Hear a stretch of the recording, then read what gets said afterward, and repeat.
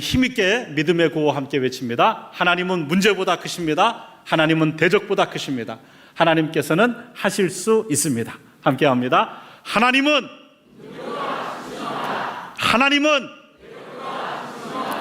하나님께서는 할렐루야.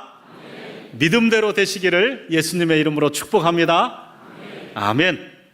오늘 우리에게 주시는 하나님의 말씀은 디모데후서 1장 15절 말씀부터 18절 말씀입니다. 우리 한 목소리로 이 말씀을 봉독합니다. 아시아에 있는 모든 사람이 나를 버린 이 일을 내가 아나니 그 중에는 부겔로와 허모게네도 있느니라. 원하건대 주께서 오네시보로의 집에 긍휼을 베푸시옵소서. 그가 나를 자주 격려해 주고 내가 사슬에 매인 것을 부끄러워하지 아니하고 로마에 있을 때에 나를 부지런히 찾아와 만났음이라. 원하건대 주께서 그로 하여금 그날의 주의 긍휼을 입게 하여 주옵소서. 또 그가 에베소에서 많이 봉사한 것을 내가 잘 아느니라. 아멘. 15년 전에 캐나다에서 첫 담임 목회를 나갔습니다.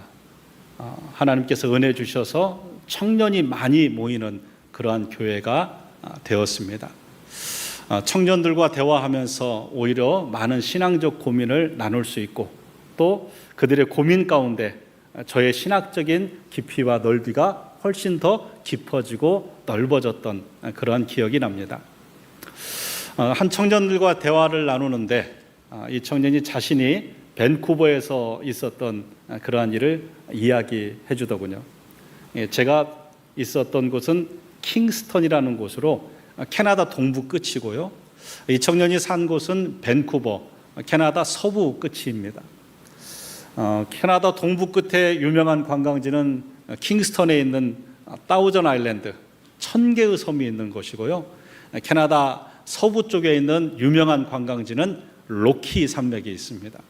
이 친구가 아르바이트로 이 로키 산맥 관광 가이드를 했었대요. 그런데 한 번은 5명의 신혼 커플, 5커플이죠. 그러니까 10명이죠. 10명의 신혼 커플 로키 가이드를 하게 되었답니다.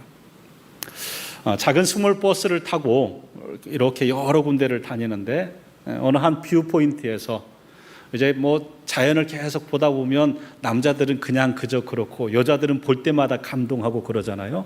그래서 여자 5분은 뷰 포인트에서 좀 더 이렇게 자연을 잘 볼 수 있는 곳으로 나아갔고 남자 신랑 5명은 차 근처에서 조금 서성대며 구경했답니다. 그런데 갑자기 이 가이드와 여성 5분이 서 있는 20m 앞에, 20m면 뭐 얼마 되지 않잖아요. 이 야생 곰이 나타난 거예요. 뭐 한국에서야 곰을 보기가 동물원이나 가야 보지요. 그러나 이제 북미, 뭐 요세미티나 뭐 이렇게 미국에서도 곰이 캠핑 가면 자주 옵니다. 와서 사람들의 음식물을 이렇게 가져가고 그러거든요. 그런데 뜻하지 않은 야생 곰이 딱 나타난 거예요. 순간 다들 놀랐죠. 그런데 이 뭐 버스와 이 여자분들이 있는 거리가 그렇게 먼 거리는 아니지만 갑자기 버스 옆에 있던 한 남자가 버스 안으로 들어가더래요. 예. 그리고 3명의 남자는 그냥 그 자리에 이렇게 서 있을 수밖에 없고 딱 한 명의 남자, 신랑만 천천히 자기 신부 옆으로 딱 와서 서더랍니다. 그러니까 뭔 일 있으면 내가 지키겠다라는 거죠. 다행히 곰이 아무런 해를 끼치지 않고 그냥 떠났습니다. 그 다음부터 이제 버스 안의 분위기가 어땠을까요? 이 신부 곁으로 다가왔던 신랑, 그 신랑의 신부는 뭐 행복한 거죠. 이 신랑의 직업과 모든 것이 상관없어요. 내가 참 잘 골랐구나. 여행 내내 2사람은 깨가 쏟아지고 3명의 남자 부부는 뭐 그래도 좀 이해가 가잖아요. 갑자기 왔으니까 그 자리에 그냥 서 있는, 뭐 서로 그냥 인정해 주는 그 정도. 근데 한 가정은 정말 힘든 시간을 보냈답니다. 뭐 이 여자분 얼굴에서 드러나죠. 내가 이 남자를 믿고 살아야 돼 말아야 돼. 예, 그런 염려가 되지 않았겠습니까? 우리도 누군가 내가 힘들고 어려운 상황에 내 옆에 와서 나와 함께 해주고 나를 지켜주기를 바라지 않는 사람은 없을 것입니다.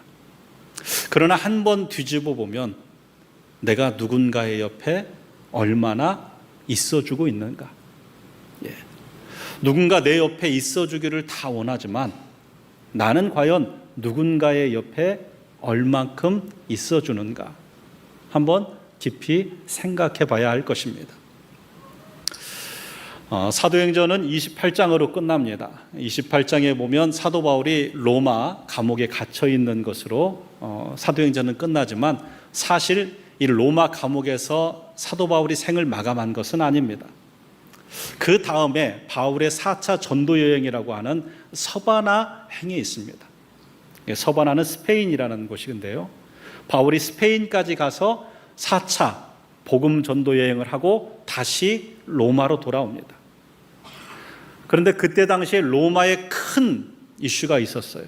큰 사건이 있었습니다. 바로 로마 대화재예요. 로마 도시가 불바다가 되었고 이 폭군이었던 네로는 이 로마 화재의 원인이 기독교인들 때문이다.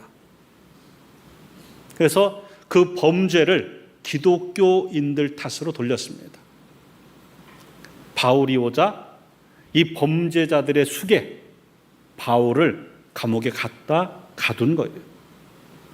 그리고 사형 언도를 합니다. 바울이 억울하게 감옥에 갇혔어요. 예. 누군가 바울을 위하여 증언을 해줘야 되는데 아시아에서 온 사람들, 그러니까 바울이 전도여행하며 소아시아 지역이죠. 전도여행을 하며 그렇게 복음의 씨를 뿌렸던 아시아 사람들이 바울의 증언에 대하여 거부합니다. 바울에 대하여 누가 증언을 해줘야 되는데 증언을 거부해요. 또 바울에 대하여 필요한 것들을 공급해 줘야 되는데 그러한 공급 또한 중단합니다. 그 일을 주도했던 인물이 오늘 본문의 부겔로와 허모게네라는 인물이에요. 이게 에베소 교회의 지도자급의 사람들인데 이들이 오히려 주동해서 바울에 대한 크리스찬들의 증언을 거부하게 하고 그리고 바울의 원조를 못하게 막았습니다. 이 일로 인하여 바울이 참 마음이 상심이 되어 있었어요. 그런데 오늘 본문에 아주 귀한 인물이 나오죠. 오네시보로라는 인물입니다. 이 오네시보로가 바울을 자주 찾아와서 바울을 격려하고 위로합니다. 바울에 묶여진 그 모습을 부끄러워하지 않고 바울을 존중합니다. 이 오네시보로를 통하여 바울이 큰 위로와 세임을 얻은 내용이 오늘 본문의 내용입니다. 오네시보로, 유익한이라는 뜻입니다. 그러니까 바울에게, 사람들에게 유익한 인물이 된 사람, 그게 바로 오네시보로입니다. 이 오네시보로를 통하여 우리에게 주신 영적 교훈을 함께 나누고자 합니다. 여러분, 우리의 삶 가운데 우리를 힘들게 하는 사람 있습니다. 나의 신앙의 걸림돌이 되고 어렵게 하는 사람이 있습니다. 디모데후서 2장 15절 말씀에 보면 아시아에 있는 모든 사람이 나를 버린 이 일을 내가 아나니 그 중에는 부겔로와 허모게네도 있느니라. 여러분, 아시아 에베소에서 3년 동안 정말 눈물을 흘려가며 복음을 전하고 교회가 세워지고 저들이 교회의 지도자가 되었는데요, 나를 버렸습니다. 배신을 하고 등에 칼을 꽂았어요. 신앙생활 하다 보면요, 여러분, 그런 경험 있을 수 있습니다.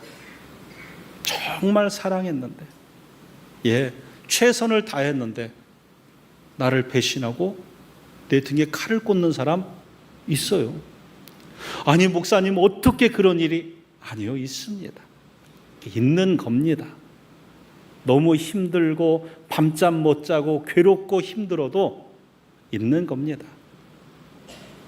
먼저는 우리 예수님이 그 일을 이미 당하셨잖아요. 3년 동안 열심히 가르쳤던 제자들, 예수님 다 떠났습니다. 그 제자 중에 예수님이 재정을 맡겼던 가룟 유다가 예수님 팔았습니다.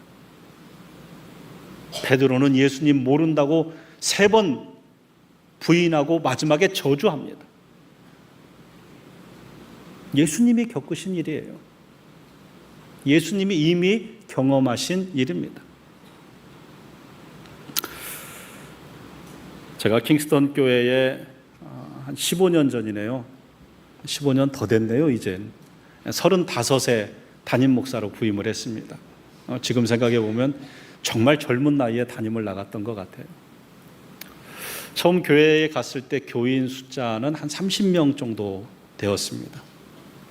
교회에 산재한 여러 가지 문제가 많았습니다. 정말 여러 가지 풀어야 할 문제가 겹겹이 쌓여 있었는데요. 그 이전에 담임 목사님도 쫓겨나가셨고, 제가 가기 전에 또 큰 이슈가 됐던 문제가 뭐냐면, 한 장로님이 교인들이 이 장로님에 대하여 불만이 너무 많았어요. 우리 교단도 그러지만 원래 교회가 설립되고 30명이 되면 장로를 2명을 뽑을 수가 있어요. 이 장로님은 오래전에 장로님이 되셨는데 재직회에서 성도들이 모여서 이 장로님이 시무 사임했으면 좋겠다라는 안을 놓고 투표를 했는데 30명 중에 28명이 시무 사임을 원한다고 투표를 하셨어요. 나머지 2분은 이 장로님과 장로님 부인 권사님. 투표 결과가 나오고 장로님 가정이 교회를 떠나셨습니다. 제가 가기 전이에요. 근데 이 킹스턴이라는 지역이 한인이 전체가 다 합쳐서 300명 정도밖에 안 됩니다. 300에서 350. 1시간 거리를 전체를 다 둘러도 한인이 300에서 350명밖에 안 돼요. 어딜 갑니까? 캐네디언 교회를 나가고 계신다라는 얘기를 들었어요. 그래도 교회 설립할 때부터 계셨던 장로님인데 그렇게 하는 것이 덕이 안 되지 않습니까? 안 믿는 사람들에게도 덕이 안 되지 않습니까? 그래서 교인들 가정이 많지 않으니까 제가 일일이 다니며 설득을 했습니다. 우리 장로님 교회를 좀 모셔옵시다. 교회 초창기부터 애쓰셨고 또 실수가 있지만 이제 시무는 안 하시면 되니까 우리가 그냥 그 공로를 인정해서 공로장로님으로, 은퇴 공로장로님으로 존중하고 모셔옵시다. 그래서 교인들을 다 설득하고 또 그 장로님도 찾아가서 장로님 마음에 상처가 있지만 어디 가십니까? 교회 초창기부터 여태까지 이렇게 섬기셨는데 교회 오십시오. 교인들이 또 공로장로님으로 이렇게 추대해주고 명예롭게 또 후배들 잘 또 세워가며 하시면 되지 않겠습니까? 그래서 교회로 모셔오셔서 공로장로님으로 추대하고 그렇게 함께 신앙생활을 잘했습니다. 그냥 그대로 가면 참 은혜로운 사건으로 끝나지만 그렇지 못했습니다. 몇 개월 지나지 않아서 이 장로님이 평생 그 주도하던 습관이 있잖아요. 본인이 주도하던 습관을 그냥 둘 수 없는 거예요. 계속 간섭하고 또 문제가 일어나고. 저한테 오면 제 입장에서는 들어줄 수 있는 게 있고 들어줄 수 없는 게 있잖아요. 나중에 이분이 제가 제일 싫어하는 것을 하셨어요. 목사님 그렇게 하면 저 교회 떠납니다. 그래요. 교회를 떠난다는 것을 두고 저한테 엄포를 하시는 거예요. 제가 이제 처음에는 말렸죠. 장로님 그러시는 거 아닙니다. 덕을 쌓으셔야 됩니다. 교인들에게 정말 존경받으셔야 하지 않습니까? 나중에는 교인들 데리고 떠나시겠다는 거예요. 결국은 제가 더 이상 말릴 수가 없겠습니다 하고 말씀을 드렸습니다. 그분 한 분을 위하여 제 목회를 망칠 수는, 성도들을 망칠 수는 없으니까요. 이분이 이제 떠나시는데 떠나시면서 서운함이 크시죠. 교인들을 다 이렇게, 물론 본인께서 조금 이렇게 할 만한 교인들을 다 접근을 하셨어요. 결국 두 가정을 데리고 떠나셨습니다. 한 가정은, 두 가정 다 저에게 찾아왔죠. 한 가정은 목사님, 제가 처음 이 캐나다 킹스턴 이민 정착할 때 이 장로님이 도와주셨는데 제가 이제 1년 안짝으로, 유학생 엄마예요. 한국으로 돌아가는데 그냥 그 장로님과 함께 있다가 하겠습니다. 또 한 가정은 사업을 하는데 사업이 갑자기 렌트비에 어려움이 생겼어요. 그런데 그 어려운 얘기를 듣고 이 장로님께서 큰 돈을 빌려주신 거예요. 저한테 왔어요. 제가 정말 사랑으로 아끼고 양육 과정에 있는 그러한 집사님인데, 목사님, 제가 갈 수밖에 없겠습니다. 그래도 다행히 그 사이에 교회가 참 많이 부흥이 됐을 상태예요. 그럼에도 불구하고 제가 그때 한 30명대 갔는데 청년이 그때 한 100명이 넘고 작년에 한 40-50명 출석할 때였습니다. 그럼에도 불구하고 이 세 가정에 나가는데요, 잠이 안 오더라고요. 저랑 집사람 둘이서요, 먹을 것도 먹어도 맛이 없고 잠도 안 오고, 첫 35살의 첫 담임 목회지 나갈 때, 우리 교회 누구도 안 떠나게 한다. 내가 가서 어떻게든 그 마음을 돌려놓으리라 마음 먹었지만 그게 아니더라고요. 정말 성심을 다하여 이분을 존경받는 장로님으로 하고 싶은 마음이 가득했지만, 그렇게 노력했지만 결국 그렇게 마음 아프게 하고 떠나셨습니다. 마음의 상처죠. 그러나 제 목회 가운데 그렇게 상처, 또 어려움, 아픈 추억을 좀 부겔로와 허무게네 같은 분들만 있는 것은 아니었습니다. 오늘 말씀해 보면 디모데전서 1장 16절에 원하건대 주께서 오네시보로의 집에 긍휼을 베푸시옵소서. 그가 나를 자주 격려해 주고 내가 사슬에 매인 것을 부끄러워하지 아니하고. 바울에게 오네시보로만 있는 것이 아닙니다. 우리 인생에 예수님이 겪으셨던 것처럼 나를 배신하고 내 등에 칼을 꽂고 지금도 생각하면 마음이 시리도록 아픈 그 사람들만 있는 것이 아닙니다. 그 상처를 싸매어주고 위로해주고 또 회복시켜주는 그러한 오네시보로 같은 사람도 있습니다. 제가 성경구절 중에 좋아하는 성경구절 하나가 빌립보서 1장 3절에서 4절입니다. 내가 너희를 생각할 때마다 하나님께 감사하고 기쁨으로 너희를 위하여 간구함은, 간구할 때마다 너희 무리를 위하여 기쁨으로 항상 간구함은. 생각할 때마다 하나님 참 감사해요. 그분들을 위해 기도할 때마다 너무 기쁜, 바울이 빌립보 교회가 그런 교회였어요. 하나님, 내게 무슨 일을 큰 복을 주셔서 빌립보 교회 같은 교회를 세우게 하시고 그들과 교제하게 하십니까? 하나님, 이 빌립보 교회 기도할 때마다 내가 너무나 기쁩니다. 바울에게 그런 교회가 있었고요, 바울에게 그런 오네시보로가 있었습니다. 제 삶에도 그러한 생각할 때마다 하나님께 감사하고 기쁨으로 간구하게 하는 분들이 계십니다. 제가 미국에 처음 갔을 때요,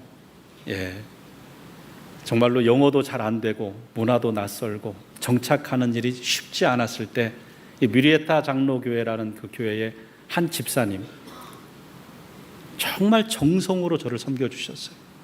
목회자라는 이유만으로 운전면허 따는 데 함께 가줘서 운전면허 따는 거 다 도와주고, 또 핸드폰, 미국은 그냥 혼자 가서 안 돼요. 보증인이 같이 가야 돼요. 코사인 해주고, 저희 아들 학교 입학하는 절차 다 도와주고, 본인 그 바쁜 와중에 저희 가정의 일들을 하나하나 정성껏 도와주고, 생각할 때마다 하나님께 감사해요.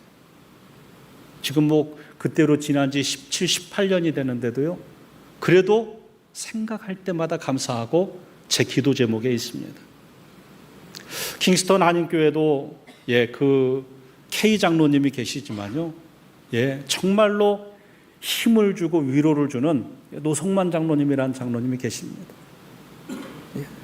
함께 24년 동안 예배당 없는 그 교회에 예배당 구입하면서 정말 두 손 잡고 서로 감격의 눈물을 흘리면서요, 허름한 교회를 둘이 정말로 1년 동안 망치 들고 교회에서 함께 일했던 장로님.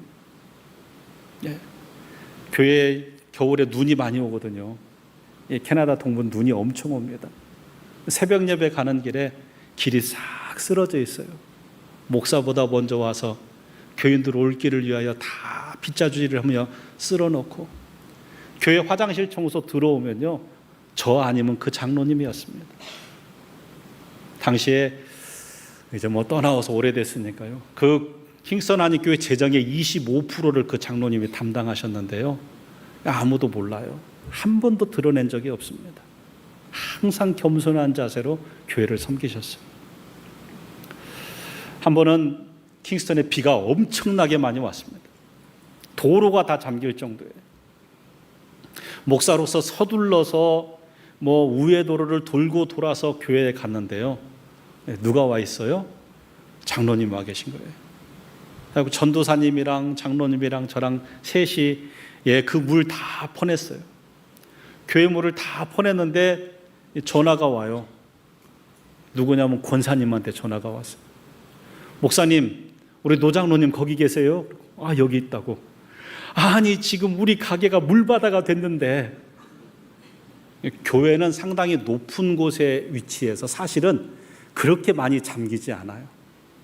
장로님 가게는 저쪽 호수 옆에 아주 낮은 곳이 있어갖고 물이 엄청나게 잠겨요. 근데 먼저 교회에 찾아오시고 그렇게 함께 정성으로 교회 섬겨주시고, 제가 지나고 나서도요, 야, 내가 이렇게 훌륭한 장로님이랑 신앙생활했어. 제 마음을 정말 기쁘게 하는 귀한 장로님 계세요. 다운이 제일교회도 참 많은 분이 계셨습니다. 제가 칼럼에도 한번 썼죠. 나의 루디아. 제가 부임하는 교회는 갈 때마다 참 힘든 교회를 갔습니다.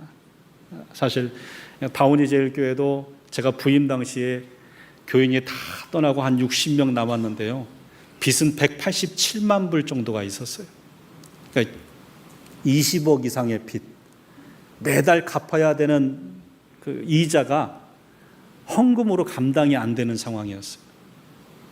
그래도 교인들이 정성껏 헌금해서 1년을 버텼습니다. 목사가 교회 재정 돌아가는 거 다 알지요. 다 알지요. 어떻게 돌아가고 얼마가 부족하겠다. 이제 결산 보고를 해야 되는데 재정부에서 권사님이 퇴근을 안 하세요. 결산 보고 준비하시느라고. 목사도 못 가죠. 다 끝나고 가려고 기다리다가 너무 늦어서 제가 이제 간식을 해다가 갖다 드렸어요. 그랬더니 그 권사님이 저한테 그래요.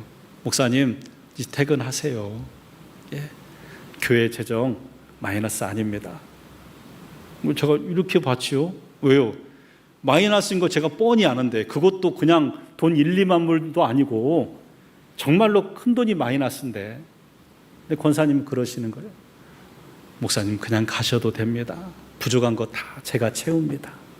그러시는 거예요. 부족한 거 다 제가 채웁니다. 정말 그렇게 하셨어요. 제가 그 말을 듣고 돌아오는데 너무 감사해서 눈물이 나더라고요. 하나님 참 고맙습니다. 제가 이제 여기 왔으니까 얘기합니다. 그 교회에서는 있을 때는 제가 그 얘기를 안 해요. 왜냐하면 교회 안에서는 또 누가 이렇게 하더라 하면 또 시기도 있고 질투도 있잖아요. 떠나왔으니까 제가 얘기를 해요. 생각할 때마다 감사해요. 제가 지난 휴가에 미국에 갔을 때 뭐 이리저리 장로님들 한두 분 만나고요. 지금 이제 새로운 목사님과 장로님 한두 분 만나고 다른 분 안 만나는데요. 제가 그 권사님 만나고 옵니다. 만나서 같이 밥 먹고, 권사님 참 감사합니다. 그 10년의 시간 동안 그런 마음으로 보이지 않게 그렇게 교회를 섬겨주셨어요. 생각할 때마다 하나님께 감사하고 기쁨으로 간구할 수 있는 사람, 그런 오네시모로 같은 사람이 저에게 있습니다. 우리 교회도 참 훌륭한 분들이 많아요. 제가 앞서 얘기 드렸지만 제가 말을 안 하죠. 예. 그러나 외부에 제가 나가 설교할 기회가 되면 이런 훌륭한 분이 있다, 이런 훌륭한 신앙인들이 있다라고 자랑합니다. 여러분, 누군가에게 오네시보로 같은 사람이 되어 주시기 바랍니다. 우리가 힘들고 외로울 때 누가 내 옆에 있어 주기를 원하잖아요. 그러면 내가 먼저 있어 줘야 됩니다. 내가 있어 주지 않으면서 내 옆에 있어 주기만을 바라는 것은, 그것은 잘못된 신보입니다. 2014년에 세월호 사건 가운데 사진 한 장이 참 많은 사람들의 심금을 울렸습니다. 어머니가 5월 7일 날, 5월 8일이 어버이날인데요, 하루 앞둔 5월 7일 날 이 바다로 햄버거를 던지는 사진이죠. 4월 16일에 세월호 사건을 듣고 가평에 있던 그러한 한 수제버거집 사장이 그냥 무작정 팽목항으로 내려왔답니다. 그래서 그곳에서 텐트 쳐놓고 햄버거를 만들기 시작했어요. 유족들과 또 구조하는 분들을 위하여 내가 작게나마 도움이 됐으면 좋겠다. 그래서 하루에 1,800개씩 햄버거를 만들어냈답니다. 그것도 자기 사비로 다 그것을 부담하셨답니다. 유족들이 오면요, 그 햄버거의 고기를 더 얇게, 왜냐하면 유족들을 이렇게 자기가 보니까 유족들이 다 힘든 상태여서 입안이 다 헐고 먹을 수가 없는 상태니까 더 잘게, 더 부드럽게 유족들을 그렇게 대접했다고 합니다. 이 햄버거를 던진 어머니의 아들은 특별히 햄버거를 좋아했답니다. 그리고 자기가 장래 꿈꾸는 것이 수제버거 가게를 차리는 것이 꿈이었대요. 그런 아들이 물속에 수장되어 있는데 그 수제버거집 사장님을 보면서 아들 생각이 더 나는 거죠. 그래서 그 사장님의 준 햄버거를 자기 입에 넣지 못하고 물속에 수장된 아들에게 던져주는 장면이에요. 이 수제버거 집 사장님이 자기 이름을 밝히질 않았습니다. 끝까지. 참 귀한 모습이에요. 누군가의 아픔에 내가 조용히 가서 그 아픔을 같이 있어주는 것만으로도 정말 큰 힘이 됩니다.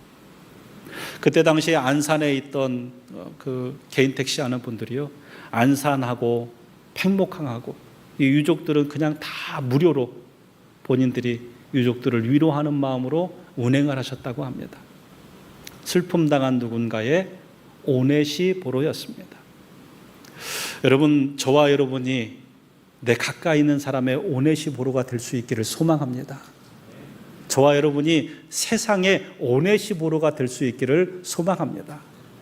오늘도 많은 사람들이 눈물과 아픔 가운데 있는데 할 수 있는 것이 많이 없다고 해도요, 옆에 앉아 손잡아주고 이야기만 들어줘도 위로가 되는 거예요.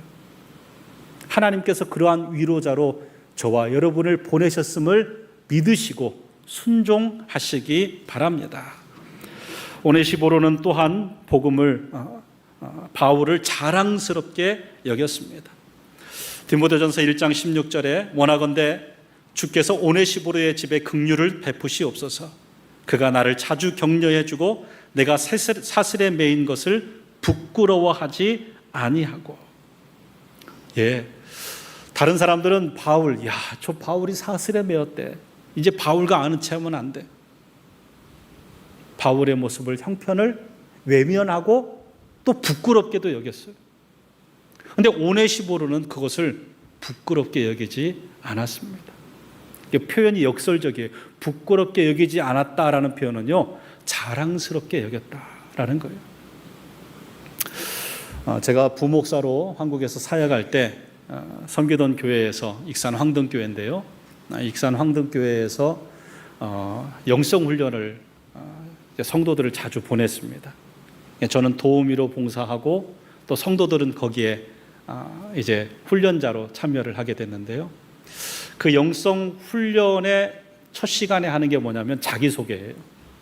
대부분 저는 무슨 교회, 직분은 무엇, 이름은 무엇입니다 라고 소개하는데, 또 이제 자랑하고 싶은 분들은 제가 무슨 사업도 합니다, 제가 어떤 사람입니다, 자랑도 합니다. 저희 교회 여자 집사님 순서가 되었는데요, 그 여집사님이 저는 익산 황등교회 집사 아무개입니다 하고 끝나면 되는데 갑자기 제 남편은 연탄 배달을 합니다 그러는 거예요. 그러니까 옆에서 킥킥 웃어요. 뜻하지 않는 얘기니까 그냥 연탄 배달? 왜? 킥킥 웃고 그런 분위기였어요. 그런데 이 집사님이 그렇게 얘기하셨어요. 저는 제 남편이 연탄을 만지며 성실하게 일하여 저희 가족의 생계를 책임져 주는 것을 감사합니다.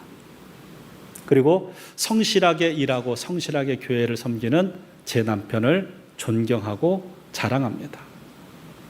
분위기가요 싹 바뀌더라고요. 뭔가 연탄 배달 부인이라는 느낌에서요, 아, 저분은 뭔가 다르구나 하는 분위기가 형성이 되는 거예요.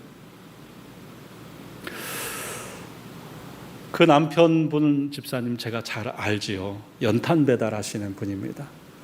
그러나 교회 교사로 20년 이상을 아이들을 잘 교육하셨던 분이고요. 배운 건 없지만 교회 학교에서 열심히 배운 것대로 아이들을 가르쳤던 교사였고요. 또 주일이 되면 본인의 봉고차를 가지고 육신이 약해서 불편해서 나오지 못하는 교인들 집에까지 찾아가서 그렇게 교회로 모시고 오는 분이에요.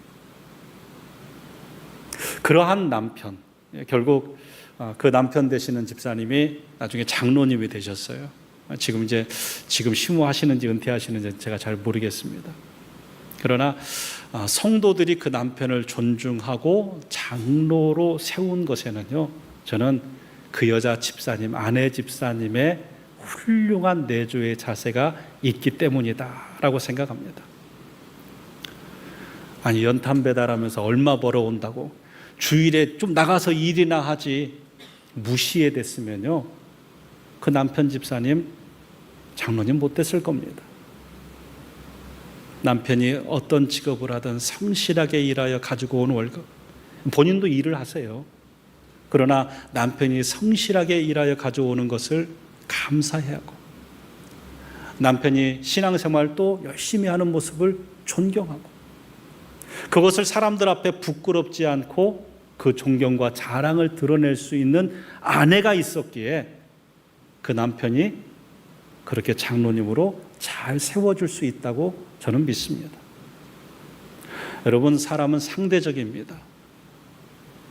아내가 남편에게 당신 그것도 못 벌어오면서 그러면서 무시하면요, 남편은 아내에게 그런 사람으로 대합니다. 당신이 나를 그렇게 인정하면 나는 그 입장에서만 당신 대할 겁니다.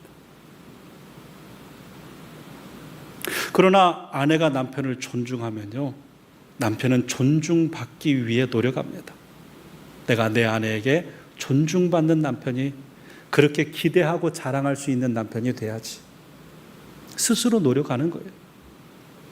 남편도 아내에게 그렇습니다. 현숙한 여인으로, 현숙한 어머니로 존중을 하면요, 아내도 똑같아요. 아, 남편이 나를 이렇게 귀하게 존중해 주는구나. 나를 부끄러워하지 않는구나. 그죠? 그 남편 장로님, 아, 내가 연탄 배달하지만 내 아내가 나를 부끄러워하지 않아. 나의 성실함을 인정하고 감사하고 존중해. 비록 연탄 배달일지라도, 직업에 귀천이 없지만 비록 연탄 배달일지라도 아내가 존중하는 남편들을 교인이 존중하는 거예요. 아내가 존중하지도 않는 남편을 교인들이 어떻게 존중합니까? 여러분, 사도 바울은요, 이 부끄러워하지 않는다는 표현이 사도 바울이 로마서의 한 표현인데요, 로마서 1장 16절에 내가 복음을 부끄러워하지 아니하노니 이 복음을 모든 믿는 자들에게 구원을 주시는 하나님의 능력이 됩니다. 십자가의 사건을 다, 야, 하나님의 아들인데 어떻게 발가벗겨져 갖고 저 수치스러운 십자가에 달려라고 이야기할 그때에 난 부끄럽지 않습니다. 난 그 십자가가 자랑스럽습니다. 복음을 자랑하는 사람이 되었어요. 여러분들도 여러분의 가까이 있는 사람들을 여러분 부끄러워하지 말고 그들의 신실함을 인정하고 존경하고 자랑해 주시기 바랍니다. 안중근 열사지요. 안중근 열사의 영웅이라는 영화도 있지만 그 영화에도 나오는 그런 내용입니다. 어머니 조마리아 여사, 안중근 열사가 안중근 열사가 될 수 있었던 것은요, 그 옆에 어머니 조마리아 여사가 있었기 때문이에요. 아주 훌륭한 신앙의 어머니. 야, 뭐 한다고 지금 어머니는 고생하는데 나가 돈이나 벌어야지, 독립운동한다고 가족 팽개치고 이거 뭐냐, 이러지 않았어요. 조마리아 여사가 안중근 열사에게 쓴 편지를 읽어드립니다. 내가 만약 늙은 어미보다 먼저 죽은 것을 불효라고 생각한다면 이 어미는 웃음거리가 될 것이다. 너의 죽음은 너 한 사람의 것이 아니라 조선인 전체의 공분을 짊어지고 있는 것이다. 네가 항소한다면 그것은 일제의 목숨을 구걸하는 짓이다. 내가 나라를 위해 이에 이른즉 땀만 먹지 말고 죽으라. 옳은 일을 하고 받은 형이니 비겁하게 삶을 구하지 말고 대의에 죽는 것이 어미에 대한 효도이다. 아마도 이 편지가 이 어미가 너에게 쓰는 마지막 편지가 될 것이다. 여기에 너의 수의를 지어 보내니 이 옷 입고 가거라. 어미는 현세에서 너와 재회하기를 기대치 않으니 다음 세상에는 반드시 선량한 천부의 아들이 되어 이 세상에 나오너라. 아들의 하는 일을요, 전적으로 존중하고 믿고 그것을 의롭게 생각해 주는 어머니 마음이 여러분 어떻겠어요? 아들 수지어 보낼 때. 그러나 그 아들에 대하여 이렇게 해준 어머니가 있으니까요, 훌륭한 안중근 의사가 있을 수 있었던 것입니다. 주기철 목사님도요, 주기철 목사님 사모님이 마지막까지 목사님 살아서 이 서대문 형무소 나오시면 안 됩니다. 그렇게 그 믿음을 굳건하게 지켜준 그러한 사모님이 계셨기에 주기철 목사도 있을 수 있는 거예요.